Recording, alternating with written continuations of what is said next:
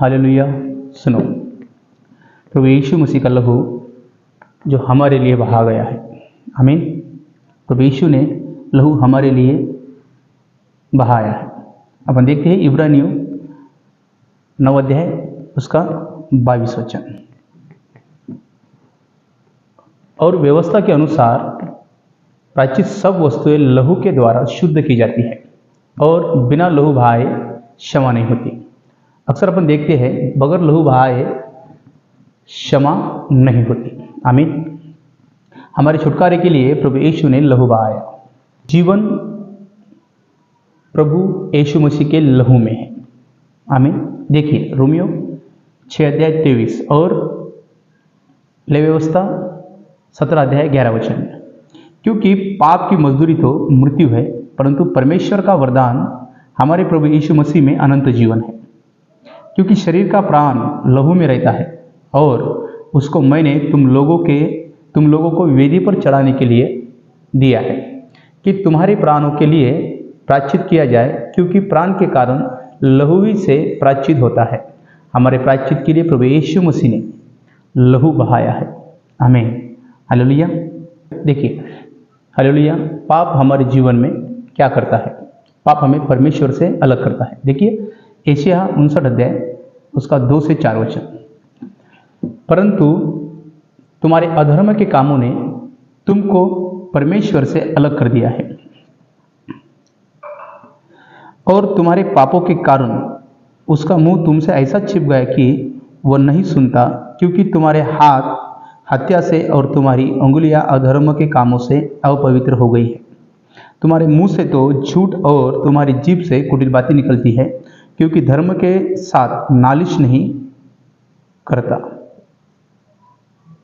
न कोई सच्चाई से मुकदमा लड़ता है। वे मिथ्या पर भरोसा रखते हैं और झूठ बातें बकते हैं।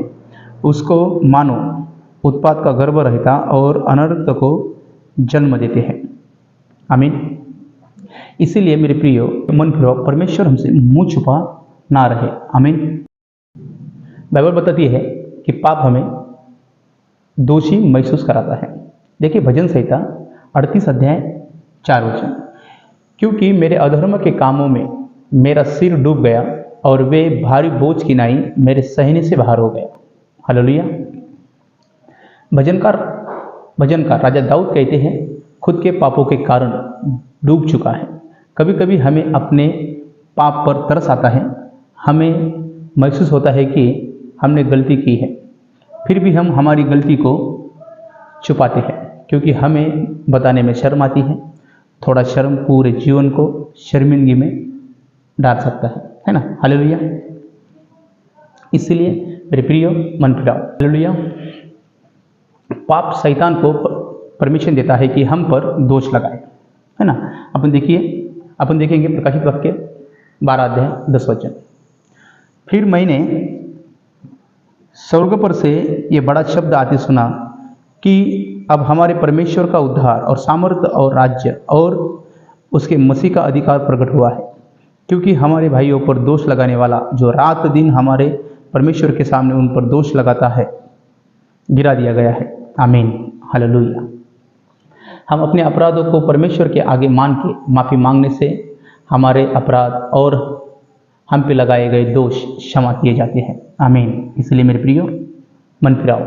पाप हमें मृत्यु दंड के लिए तैयार करता है। शैतान अर्थात पाप मृत्यु दंड की मांग करता है ना। हालेलुया। देखिए हेजकियेल 18 अध्याय 4 से 5 वचन। सबों के प्राण तो मेरे हैं, जैसा पिता का प्राण वैसा ही पुत्र का प्राण भी है, दोनों मेरे ही है। इसलिए जो प्राणी पाप करे वही मर जाएगा। जो कोई धर्मी हो और न्याय और धर्म के काम करे, शैतान के विरुद्ध न्याय और धर्म के काम करे, यानी खुद को पाप से बचा के रखे। हालेलुया। खुद को पाप से बचा के रखे और पाप से दूर रहे और औरों को भी बताए, ताकि सब लोग पाप के बंधनों से छूट जाए, आमीन। हालेलुया। हालेलुया। देखिए लहू परमेश्वर के लिए है, हमसे मेल मिलाप करने के लिए। देखिए निर्गमन 12 अध्याय 13 वचन, रोमियो 5 अध्याय 8 से 9 वचन। हालेलुया।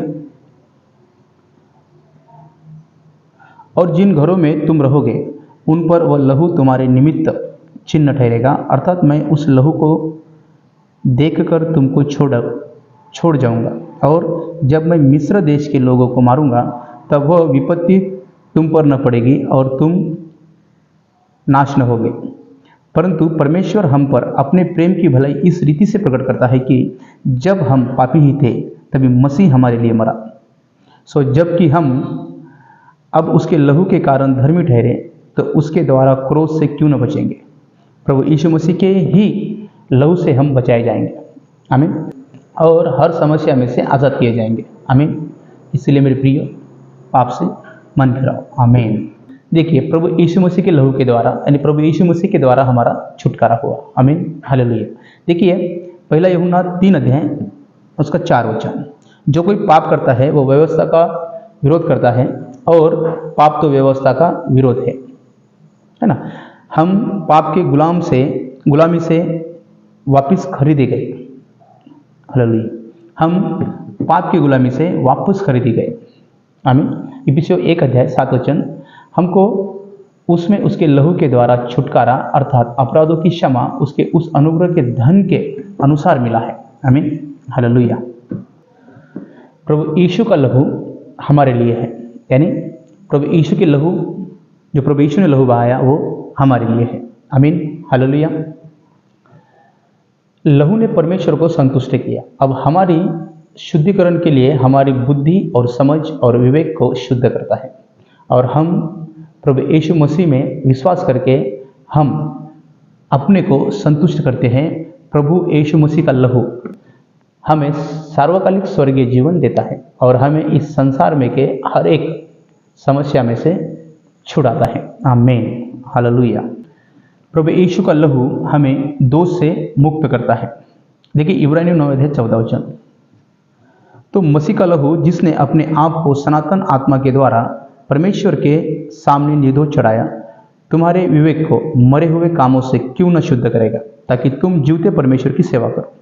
और इसी कारण वह नई वाचा का मध्यस्थ है, ताकि उस मृत्यु के द्वारा जो पहली वाचा के समय के अपराधों से छुटकारा पाने के लिए हुई है,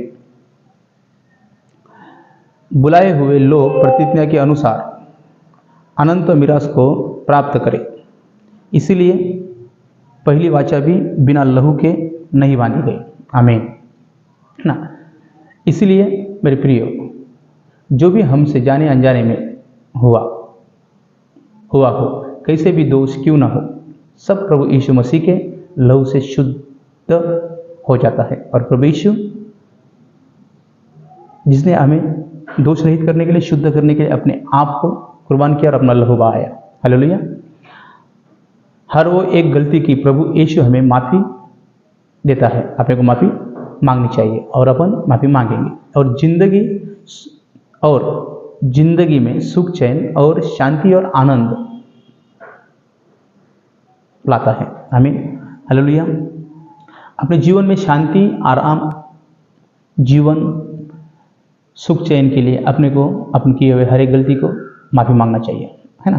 अपन प्रायश्चित नहीं, पश्चाताप करेंगे, ताकि प्रभु यीशु मसीह के द्वारा, उनके लहू के द्वारा अपने सारे अधर्म, अपने पाप, गलती सभी शुद्ध किए जाए और माफ़ किए जाए, ताकि अपन अनंत जीवन, शांति से जीवन जी सके और औरों को भी हम सच्चाई के राह पे चलने के लिए बोल सके, है ना, आमीन, हालेलुया।